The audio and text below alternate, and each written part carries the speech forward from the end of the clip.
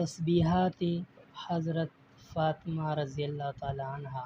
حضرت علی کرم الله وجهه خپل یو شاګرد ته وفرمایل چې زه تا ته خپله او د فاطمې رضی الله تعالی عنها کومه چې د نبي علیه الصلاۃ والسلام د ټولو نه زیاته نیازبینه لور وه کیسه واورم.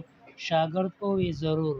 وی فرمایل چې هغې به په خپل لاس دانې په میچنه اوړه کولې چې د هغې په وجه یې په لاسونو کې پولې پیدا شوې وې او په خپله به یې د اوبو ډک مشک راوړه چې د هغې په وجه یې په سینه د مشک د رسۍ نښې جوړې شوې وې او د کور جارو وغیره به یې په خپله وهله چې د هغې په وجه به یې ټولې جامې خیرنې وې. یو وارې نبي علیه الصلاۃ والسلام ته څه غلامان او وینځې راغلې. ما فاطمې رضی الله تعالی عنها ته ووی چې ته هم لاړه شه د نبي علیه الصلاۃ والسلام نه یو خدمتګاره وغواړه چې ستا څه مدد کوي. هغې د نبي علیه الصلاۃ والسلام خدمت کې حاضره شوه. هلته ګڼه وه او مزاج کې شرم حیا ډېره زیاته وه. نور د شرم په وجه د ټولو مخکې پلار نه خم ورته غوښتلو کې حیا راغله واپس راغله. دویمه ورځ نبي علیه الصلاۃ والسلام په خپله تشریف راوړو او ارشاد یې وفرمایل چې فاطمې پرون ته د څه کار دپاره راغلې وې. هغې د شرم د وجې چپ شوه.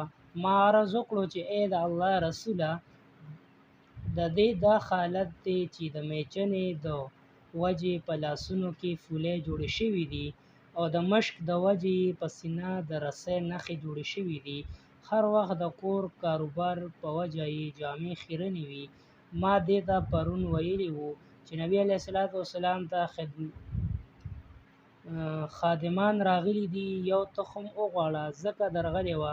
بعضې روایتونو کې راغلي دي چې حضرت فاطمې رضی الله تعالی عنها عرض وکړو چې ای د الله رسوله زما او د علي یوه بستره ده او هغه هم د ګډ یو څرمن ده. د شپې هغه وغوړوو پرې ویده شو. سحر په هغې واښه دانې واچوو او اوښانو یې وخورو. نبي علیه الصلاۃ والسلام ارشاد وفرمایل چې لورې صبر کوه. حضرت موسی علیه السلام او د هغه بیبي څخه 10 کالو پورې یوه بستره وه. هغه هم د حضرت موسی علیه السلام چوغه وه. د شپې به یې هم هغه وغوړوله پرې به ویده شو.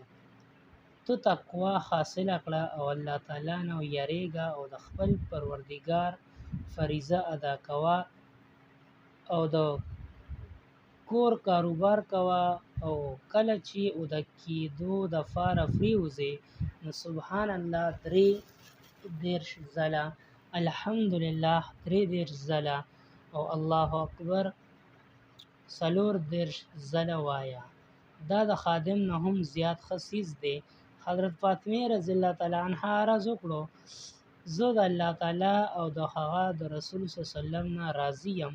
فایده کې لیکي یعنی چې کومه د الله تعالی او د هغه د رسول صلی الله علیه وسلم رضا زما باره کې ده ما ته په خوشحالۍ منظوره ده او ژوند او د دواړو جهانو د بادشاه لورو.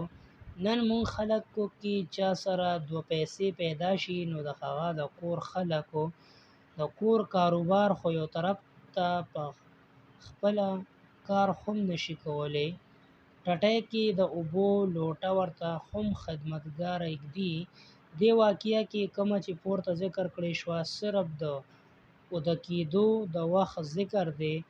نور حدیثونو کې د خر مانځه نه پس 33 ځله وارې دا دواړه کلمې او یو وارې لا اله الا الله وحده لا شریک له له الملک وله الحمد وهو على كل شيء قدیر ویل هم راغلي دي.